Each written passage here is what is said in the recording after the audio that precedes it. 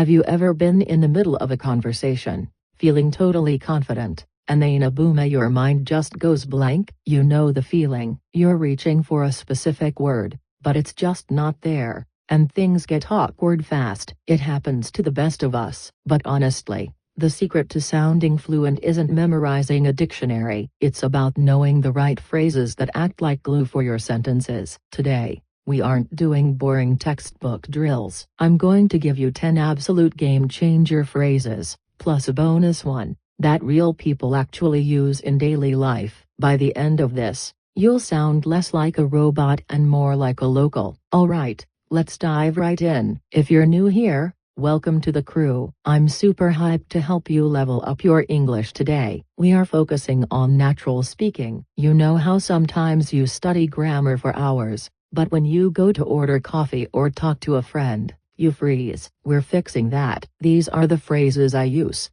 my friends use, and that you hear in movies all the time. Let's start with phrase number 1, go with your gut. This is a classic. You know what your gut is, right? It's your stomach. But we aren't talking about digestion here. When someone tells you to go with your gut, they are telling you to trust your instincts. Don't overthink it. For example, imagine you are at a restaurant, and the menu is huge. You can't decide between the burger or the pasta. Your friend might look at you and say, just go with your gut. It means, pick the one that feels right deep down. Or maybe you're taking a multiple choice test and you don't know the answer. Just go with your gut. Usually, your first feeling is the right one. It's all about learning how to think in English without translating everything in your head. Just trust that feeling. Phrase number 2 is for when you are super focused. I'm on a mission. I love this one. It sounds serious, like you're in an action movie, but we use it for normal stuff too.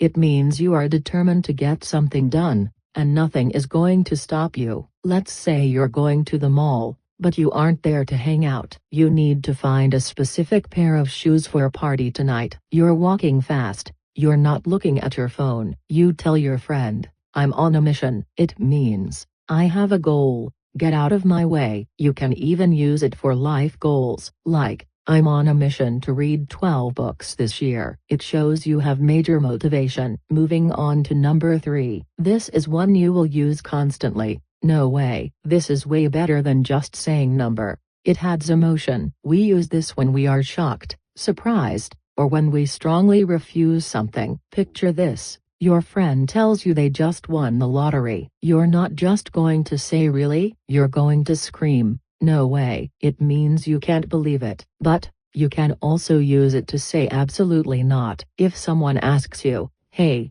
can you help me move my furniture at 4 a.m. on a Saturday? You look them in the eye and say, no way, I'm sleeping. It's firm, but it's natural. Number 4 is one of my favorites because it's usually about food or comfort. Hit the spot. This phrase means something was exactly what you needed. It was perfect for that moment. Here's the vibe. It's a blazing hot summer day. You've been outside sweating for hours. You finally walk inside into the air conditioning and grab an ice-cold lemonade. You take that first sip, and you say, man, that really hits the spot. It's completely satisfying. It doesn't have to be food, though. Maybe you've had a stressful week, and you just sit on the couch and watch your favorite show. You could say, this relaxing evening really hits the spot. Alright. Phrase number 5 is a funny one, stuck in the Stone Age. We use this to roast people just a little bit about their technology. The Stone Age was, you know, millions of years ago when people used rocks for tools. So, if someone is stuck in the Stone Age, they are using super old, outdated stuff. If your friend pulls out a phone that still has actual buttons and can't connect to Wi-Fi, you'd ask, what is that? Are you stuck in the Stone Age? Or maybe you go to a cafe copyright and they say they only accept cash, no credit cards. You might think, wow, this place is stuck in the Stone Age. It's a playful way to say they need to update their life. Now, phrase number 6. This one isn't so fun if it happens to you. In the doghouse. This is an idiom that means you are in trouble. Someone is mad at you. Usually, we use this for relationships. The idea is that you made your partner so mad,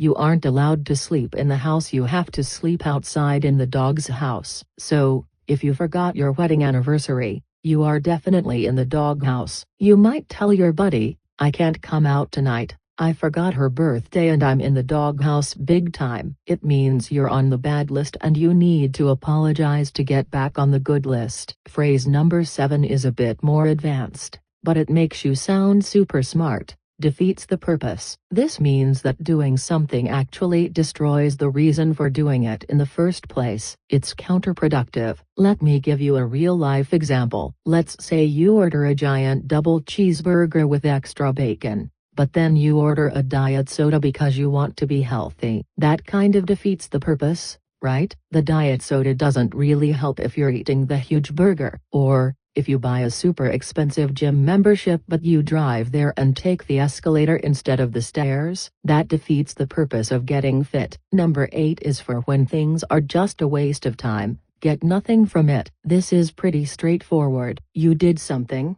but it had no benefit, no value. Maybe you spent 3 hours scrolling through TikTok or Instagram. At the end of it, you feel tired and your brain is mush. You could say, I scrolled for hours and I got nothing from it. Or maybe you went to a boring meeting at work where no one decided anything. You walked out thinking, well, I got nothing from that. It's a great phrase to express frustration when your time isn't used well. We're almost there. Phrase number 9 is casual and super common. A bummer. This is a slang way to say something is disappointing or sad. It's not a tragedy, it's just annoying or sad. If you plan a beach trip and it starts raining, you'd say, oh man, that's such a bummer. Or if your favorite restaurant is closed when you get there, what a bummer. It's a light-hearted way to complain. It's much more natural than saying that is very disappointing. You want to avoid sounding stiff, you know. There are videos that tell you to stop saying very and use better words. Bummer is the perfect replacement for very disappointing. Okay.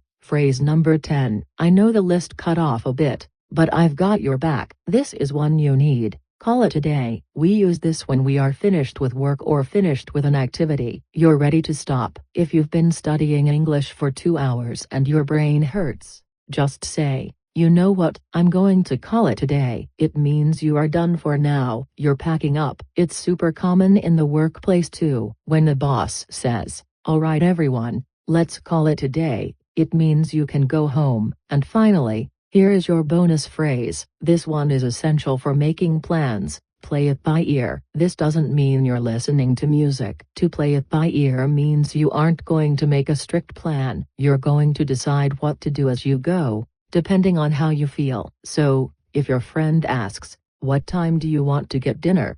And you aren't sure when you'll be finished with work, you can say, I don't know yet. Let's just play it by ear. It means, let's see what happens and decide later. It's the ultimate chill, low-stress phrase. So, there you have it. 10 plus 1 essential phrases that will make you sound way more fluent and natural. Try to pick just one of these, maybe go with your gut or call it a dia and use it in a conversation or even just a text message this week. Small steps, right? If you found this helpful and you want to keep improving your English without the boring textbooks, do me a huge favor, smash that like button, and hit subscribe so you don't miss the next video. You're watching 10-Minute English Academy. Thanks for hanging out with me, and I'll catch you in the next one.